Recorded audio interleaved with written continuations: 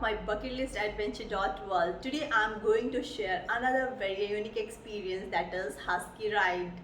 Before proceeding ahead, I would like to take one quote from Oscar Wilde, who once said, "Live with no excuse and travel with no regrets." And I can assure you, whoever has done this Husky Ride has created an unforgettable experience for themselves.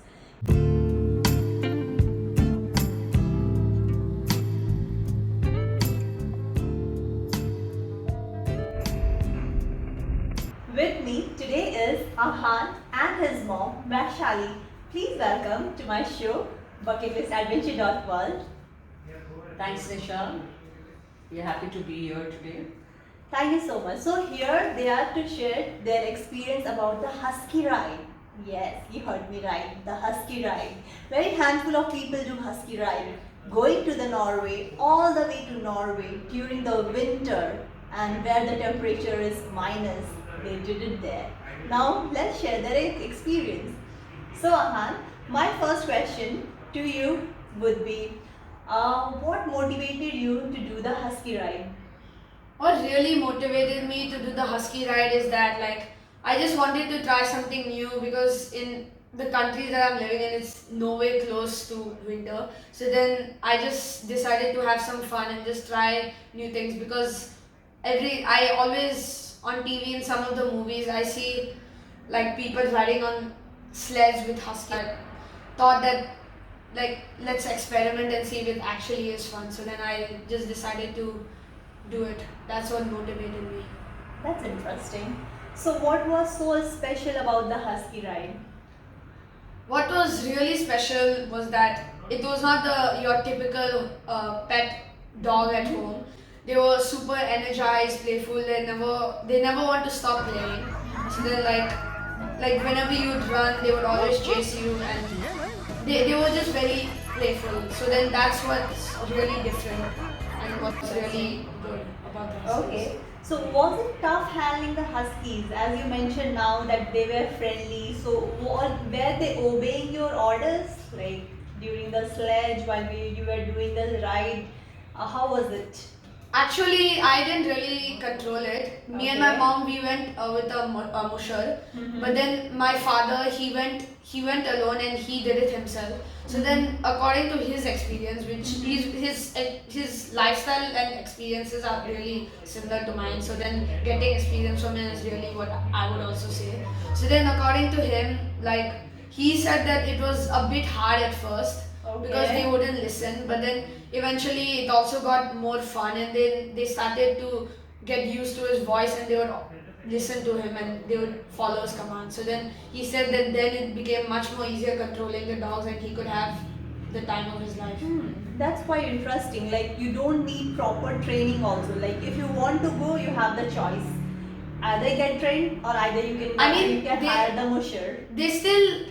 He still had to go through some pre-training. He wasn't like a professional one that he I could do understand. anything. He just learned the basic skills for him to be able to move because the dogs knew the road already. So then he didn't need to tell them to go front, left, right, or backwards, whatever. So he just had to tell them how to go and stop Wow.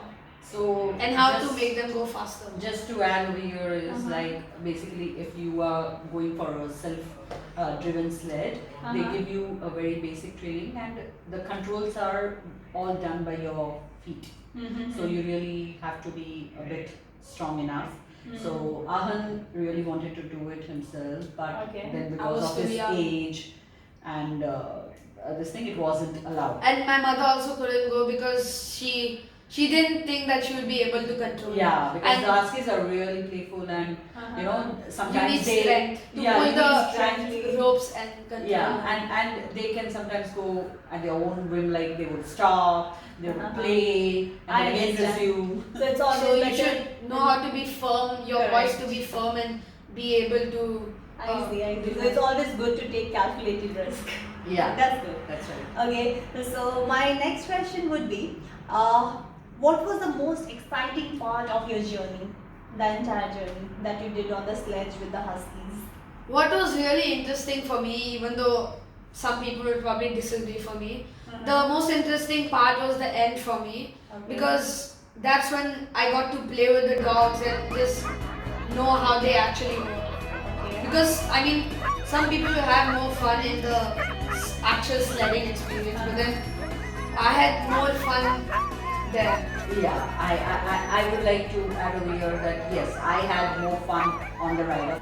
Of course, it was really cold because we were in probably -8 degrees centigrade Celsius.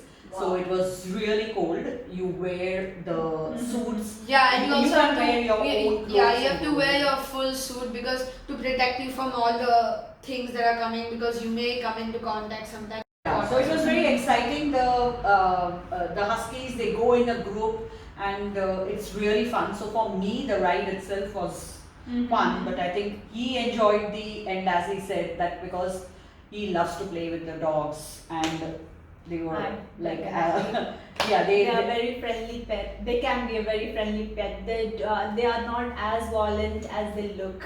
Like Yeah. if you see them in real They- life, they are may look very fierce, friendly. but Yeah, they may look like they jump around and just jump on your face, but actually they don't really jump on your face. They just go up because they just want to play with you, lick your face because they are Uh-huh. super energized and they don't want to stop doing anything. That's interesting. So one of the very friendliest species, which doesn't look like, but they are. Yes. Yeah, they are really hairy, which makes them look big and then makes you Uh-huh. fear more. Okay. That was also how I felt, but then eventually when I got to play with them, I was like, maybe it's not that bad. They're actually quite playful and Okay. they're not as big and fierce as they seem. Okay, that's interesting. So it's almost few months. You guys went to Norway in last December, so it's almost 8-9 months been there. So how do you reflect? Like when you remember those moments, how do you feel about it?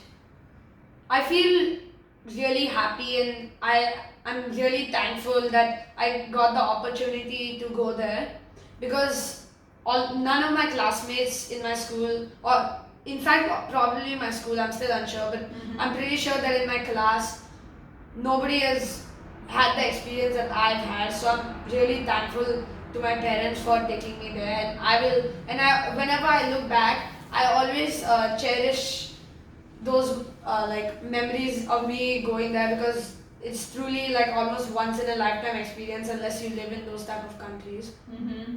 So like for people like me and people in the type of countries that I live in or most countries, it's really one of a kind thing that rarely happens Correct. and which also needs a lot of money to make it possible. Of course. You need so much of savings to do all this kind of adventurous Yes, because- activities. Yes. Because we live in Singapore where the climate is very, I would say where it's very hot and humid. Nothing close to Nothing close to Norway, so we had gone to a very different climate or very different zone altogether. So it was definitely a very memorable experience, which, if possible, we would like to do it again. That's interesting. I wish that you do it again. Okay, so that was Ahan and his mom, Vaishali, sharing their experience about the husky ride that they did in Norway. Don't you think that it's worth having in your bucket list? Do try it out. Thank you so much for watching.